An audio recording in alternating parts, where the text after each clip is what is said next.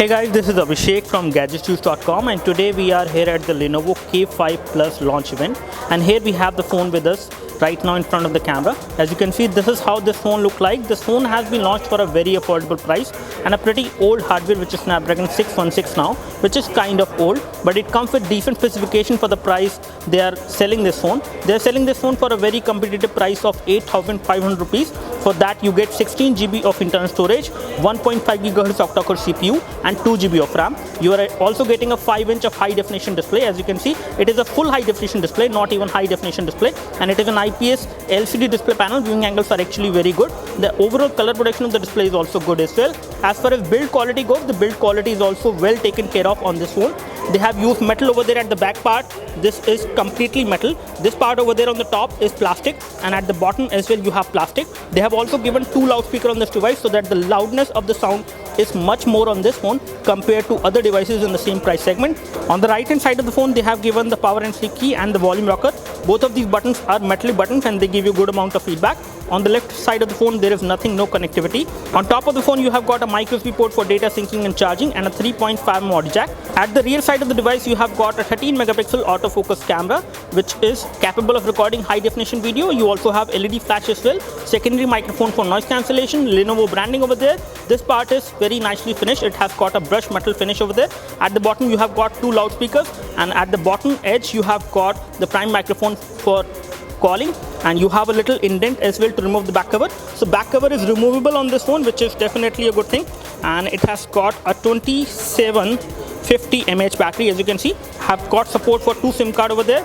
Both of them will be micro SIM, and you have support for micro SD memory card as well. And at the bottom you can see that this is how the loudspeaker mesh look like. Again, one thing which is good about this device is the build quality, as well as the battery is also removable, so you can actually replace the battery on your own, which is definitely a good thing. And the build quality of the back cover is actually very good because they have used metal over there in the middle part, and this one has also got support for Dolby digital sound support. Front top, you have got nice metal earpiece and a front camera of 5 megapixel, which you can see, and you do have proximity and ambient light sensors as well. This is how the display look like. The display look colorful and the viewing angles are actually good. On the front bottom, you can see that we have touch pass button for navigation, and again these buttons are colored in silver because there is no backlit LED over there, although this device does have LED notification light in case you are wondering. As far as the phone is concerned, the phone looks good and feels good as well in hands. The overall UI is smooth as well. It is running the latest Lenovo Vibe UI on top of Android, and as far as version of Android is concerned, I can just show you. It is Android Lollipop again. It is not Marshmallow, and most probably this phone will not get Marshmallow, and if it gets, it will be very late. So here we have the software and hardware information. We have got Android Lollipop 5.1.1, and we have got octa-core CPU, which is clocked at 1.5 GHz, 2 GB of RAM and 16 GB of internal storage. Let me just come back and show you the storage scenario. Here we have the information about the storage. We have 16 GB of internal storage, out of which 9.96 GB is available to the user and 5 GB is taken by the system.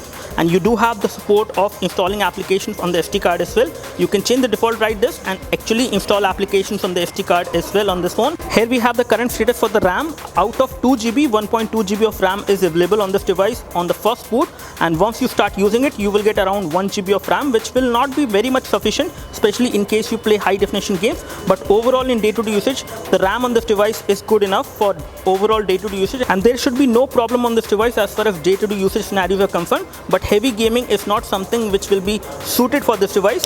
This is how the camera interface look like. This one allows you to use HDR mode as well when you are taking photos. Let me show you the clarity of the photos which we have taken. So this is the front camera shot which we have just taken, and the front camera photo looks good. The selfie is looking good in terms of the overall colors, but in terms of details it is kind of hazy. I don't know whether you can see that, but I can see that with naked eyes. As far as macro shots are concerned, the macro shots are coming out to be good in terms of the details. Again, the camera is kind of average. It is not so great, and if you take a photo and your device is not stable, then you will see a lot of blurriness in the photos like this.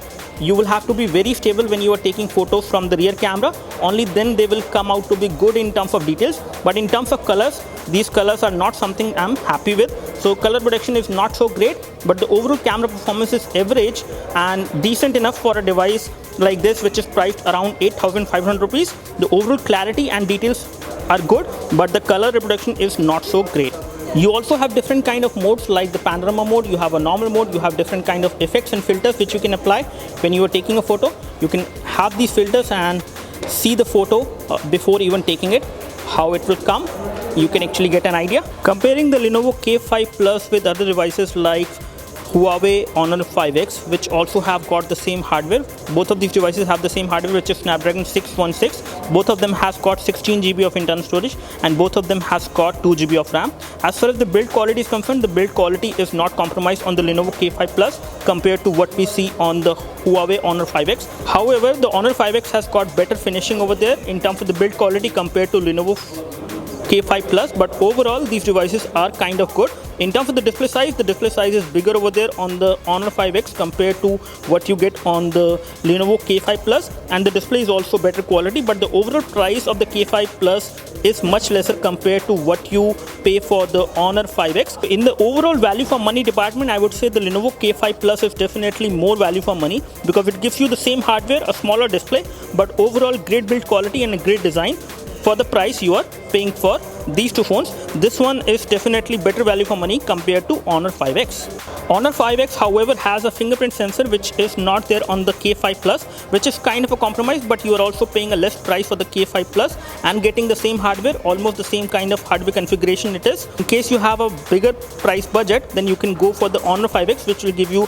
better build quality, bigger display, and a fingerprint sensor as well, which you won't get on the Lenovo K5 Plus. Comparing the Lenovo K5 Plus with the La Eco Li 1S, as you can see, the build quality is again better on the La Eco Li 1S, which gives you better display, better hardware, and the overall form factor is also better. And you are also getting fingerprint sensor on the La Eco Li 1S, whereas you do not get the same over there on K5 Plus. And K5 Plus is much affordable device in terms of the price compared to La Eco Li 1S, and also available right now. So you will be able to buy the K5 Plus much easier than the La Eco Li 1S, and that is something which we can say. But the overall comparison comes out to be that both of these devices are good for the price, but in case you have a strict price budget, you can go for the Lenovo K5 Plus, which will give you decent gaming performance and for a very less price compared to what you pay for La Eco Li 1S. Now let me conclude my hands-on review by mentioning some of the pros and cons of this device. Now one of the pros of this device has to be the good build quality. So you have got a great build quality on the Lenovo K5 Plus, which is definitely a plus for this device. You have got 13 megapixel camera, 5 megapixel fixed focus front camera,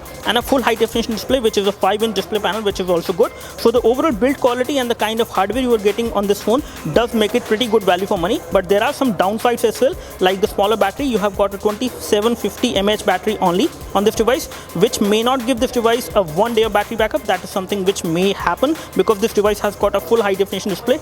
And one thing which is also compromised is that there is no fingerprint sensor on this device. If you compare this device with other devices like the CoolPad Note 3 Lite as well as with the InFocus Bingo 50, both of those devices, again one of those devices have got a fingerprint sensor, whereas this one does not have a fingerprint sensor. But one good thing on this device, which is definitely better than other two phones, which is the InFocus Bingo 50 as well as CoolPad Note 3 Lite, that it has got dual loudspeakers and it has got Dolby digital sound support. So the sound quality is definitely better on this device. Build quality is also good, but fingerprint sensor is missing, and the overall value for money is good for this device. But again, it does have some good points as well as bad points. In my opinion, I would like to go for the Lenovo K5 Plus silver white variant, which is looking much more premium compared to the regular looking gray and black model of the Lenovo K5 Plus. This is all we have as far as the quick hands-on review of the Lenovo K5 Plus. In case you have any queries and questions for this device, please leave your queries and questions in the comment section below. You can like this video. This video help you by clicking the like button below. You can subscribe to our YouTube video channel for more videos like this by clicking the subscribe button below. Thanks for watching this video. This is Abhishek signing off. Thank you.